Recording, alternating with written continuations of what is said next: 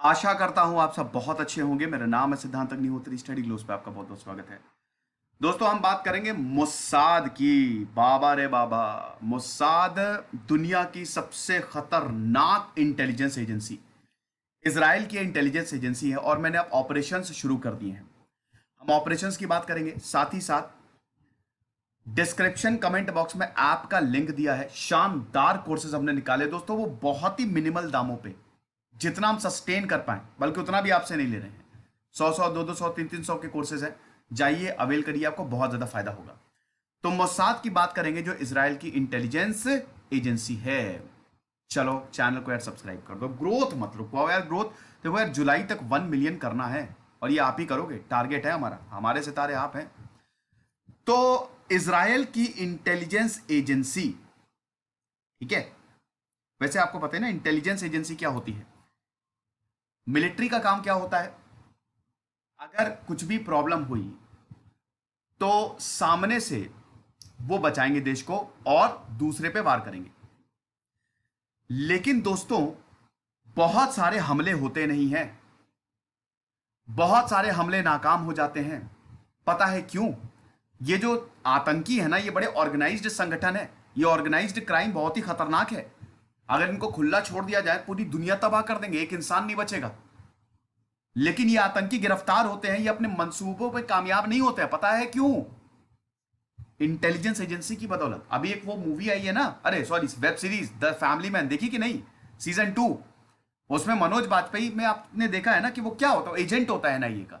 लेकिन घर पे भी नहीं पता होता है, क्योंकि खतरा होता है। अगर पता चल गया दोस्तों, आपके बगल में कोई इंटेलिजेंस एजेंट होगा, आपको पता भी नहीं होगा। वो एकदम नॉर्मल काम करता है। ये लोग देश के लिए मर मिटने को तैयार होते हैं। बहुत ही गजब का जज्बा होता है इनमें, जो एजेंट्स होते हैं। हमारे यहां रॉ है, आईबी है, ये इंटेलिजेंस इनपुट देती है। हमला होने वाला है, सारे इनपुट गैदर करके पूरा नेटवर्क है।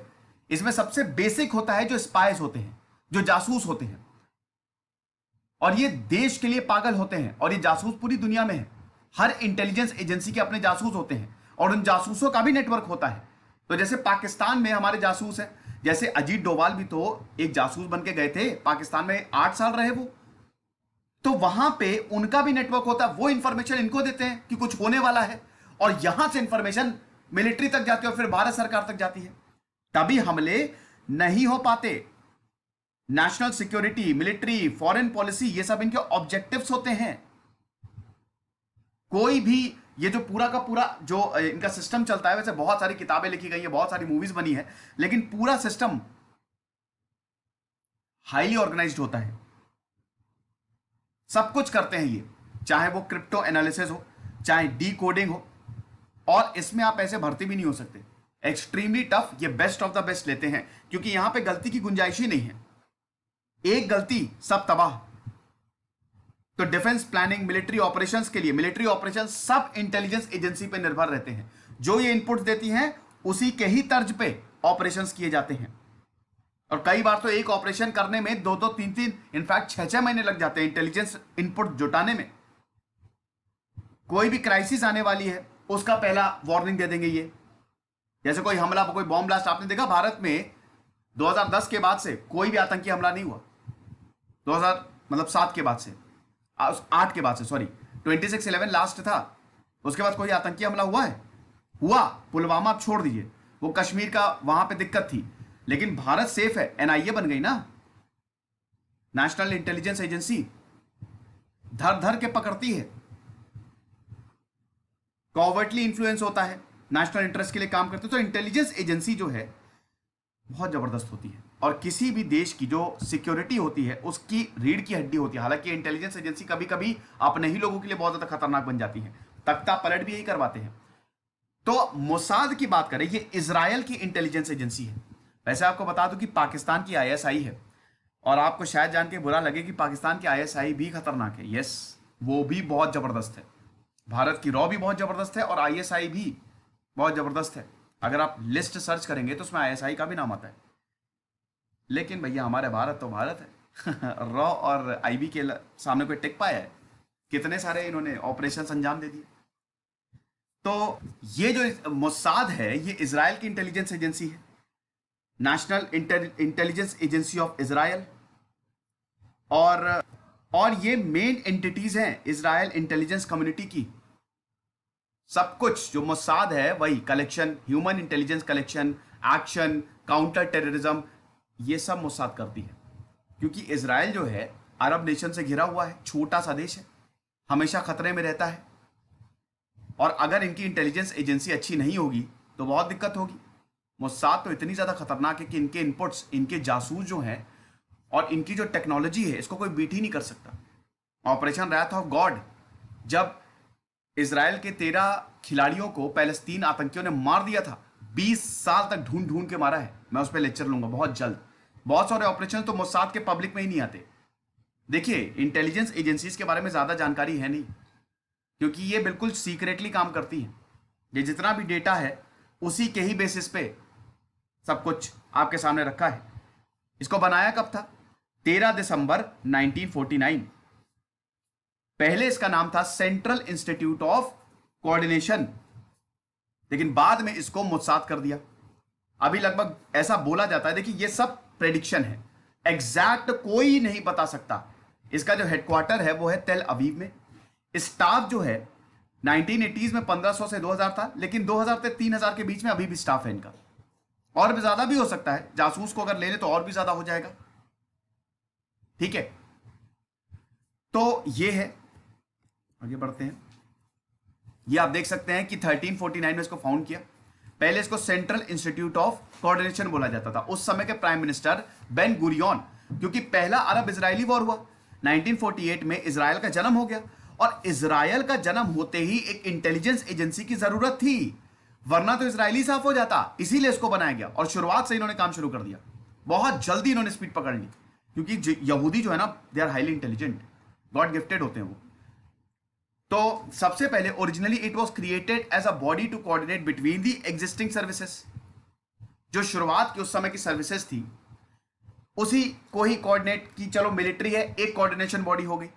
लेकिन बाद में सारा इंटेलिजेंस कलेक्शन इनको दे दिया। जितने भी ऑपरेशंस होंगे, जो भी इंटेलिजेंस कलेक्शन होंगे, जो भी काउंटर टेररिज्म की बात आएगी, क्योंकि पैलेस्तीन में पीएलओ आ गई थी, वो ऑलरेडी एक आतंकी आउटफिट उसको घोषित कर दिया था, जो कि पैलेस्तीन को आजाद कराने के लिए काम कर रही थी। और इजराइल ने बोला था आतंकी हैं, इनको अगर नहीं मानेंगे तो हमको मारेंगे, तो उसके लिए मोसाद की जरूरत है। सीधा प्राइम मिनिस्टर को ये रिपोर्ट करते हैं, सीधा, इन बिटवीन नहीं है। तो रेड टेपिज्म का इसमें सब कुछ। वैसे भी ये जो, जैसे हमारे यहां भी जो इंटेलिजेंस एजेंसीज है ना, सीधा प्राइम मिनिस्टर को रिपोर्ट करते हैं। इंटेलिजेंस एजेंसी करते ही है होम मिनिस्टर, प्राइम मिनिस्टर्स को, वरना ऐसे तो काम ही नहीं चलेगा ना। 10 बिलियन शेकल्स मतलब लगभग 2-2.5 बिलियन डॉलर का इनका बजट है। और जैसा कि मैंने बताया कि प्राइम मिनिस्टर के स्क्रूटिनी में रहते हैं। अभी ऐसा बोला जाता है कि मोसाद में लगभग 7000 से ज्यादा लोग हैं जो कि डायरेक्टली इन्वॉल्व हैं। दुनिया की सबसे बड़ी जासूसी संस्था है ये, सबसे बड़ी। ऑर्गेनाइजेशन की बात करें तो एग्जीक्यूटिव ऑफिस है। एग्जीक्यूटिव ऑफिस क्या करती है? ये इंटेलिजेंस कलेक्ट करती है, इनपुट्स लेती है। फिर इसी के अंदर पॉलिटिकल एक्शन डिपार्टमेंट आता है। इसमें जो ये एग्जीक्यूटिव डिपार्टमेंट मतलब जो एग्जीक्यूट करते हैं, जो एग्जीक्यूटिव होते हैं। देखिए, इंटेलिजेंस एजेंसीज साथ में मिलकर काम करते हैं। जैसे अमेरिका रॉ और मोसाद की इंटेलिजेंस एजेंसी साथ में मिलकर काम करती है, एक दूसरे से इनपुट शेयर करती हैं कि हमारे देश का आतंकी तुम्हारे देश में आ रहा है, जरा ध्यान रखना, इस तरीके से। ठीक है, मोटो इनका क्या है? बाइबल से इन्होंने कोट ली है, for by wise guidance you can wage your war. क्या बात है।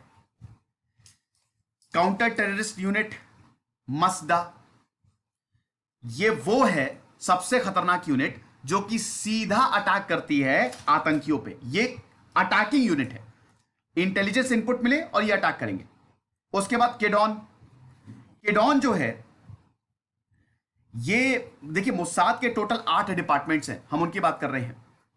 तो केडॉन जो है ये elite group of expert Assassin's है। मतलब जब बहुत ही एकदम बारीकी ऑपरेशन करने होते हैं, मार भी दे पता भी ना चले, जैसे ऑपरेशन रायत ऑफ गॉड में हुआ था, तो इनका यूज किया जाता है।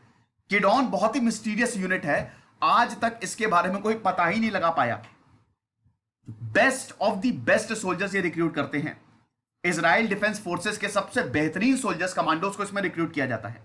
और ऐसा बोला जाता है कि अभी तक 2700 एसासिन्स मिशंस ये कर चुके हैं किडॉन्स। Then there are venture capital, पैसा भी तो आना चाहिए, ठीक है। ये वो हैं, मोसाद ने एक venture capital fund. Venture capitalist कौन होते हैं? आपको जो पैसा देते हैं, आपको स्टार्टअप चाहिए, आपको पैसा दे देंगे वेंचर कैपिटलिस्ट, ठीक है। तो जो साइबर टेक्नोलॉजीज में नई नई कंपनीज हैं, उनको इजराइल की मोसाद पैसा देती है, ठीक है। ऑपरेशन हार्पून बहुत ही जबरदस्त है।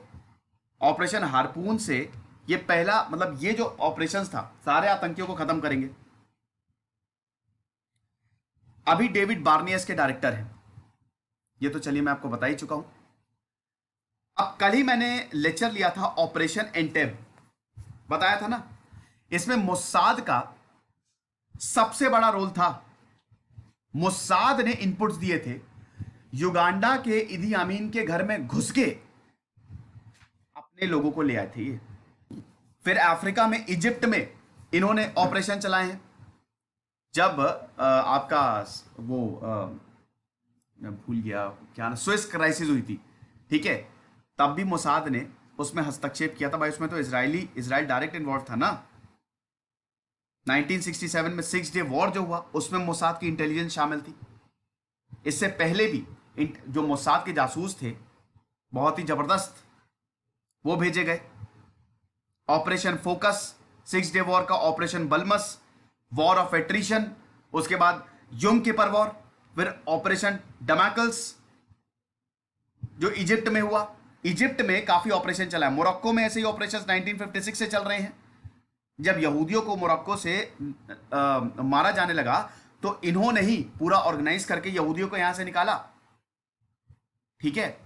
तुनीशिया में भी, तुनीशिया में ये शरण लेते थे जितने भी आतंकी थे, तो मारने का जिम्मा जो है वो इनके पास रहता था। फिर युगांडा में तो ऑपरेशन एंटेब, सूडान में जो बॉम्बिंग्स हुई थी, आज तक की अर्जेंटीना में सबसे बड़ी बॉम्बिंग्स हुई है, तो मोसाद ने ही इंटेलिजेंस गैदर करना शुरू किया। और इजराइल की फोर्सेस ने ईरानियन एम्बेसी को ही रेड कर दिया इन रिटेलिएशन। आप ये समझिए, अमेरिका की सीआईए के साथ तो मोसाद साथ में काम करती है। तो बहुत सारे ऑपरेशंस मोसाद ने किए। एशिया में बात करें और ईरान में बात करें, ईरानियन रेवोल्यूशन को क्या कहते हैं कि काउंटर करने के लिए भी इन्होंने एक ऑपरेशन चलाया था। ईरान की जो सीक्रेट पुलिस थी, सवाक, वो इनके ही गाइडेंस में क्रिएट हुआ था। ओके, तो ये चीज है। और मोसाद पे बहुत ज्यादा आरोप भी लगते रहते हैं कि इन्होंने बड़े बड़े लीडर्स को खत्म करवा दिया। बहुत बड़े बड़े ईरान के न्यूक्लियर प्रोग्राम में जो शामिल थे, इजिप्ट के बड़े बड़े लीडर्स, ये सब जो असैसिन्स हुए हैं, इसमें मोसाद का हाथ है। लेकिन मोसाद इसको नकारता है कि हमने कुछ नहीं किया। तो पूरी दुनिया में इन्होंने ऑपरेशन चलाए हैं, और पैलेस्तीन और सीरिया में तो चल ही रहे हैं। मोसाद की सबसे खास बात यह है कि हाईली एडवांस्ड है ये, बहुत ज्यादा।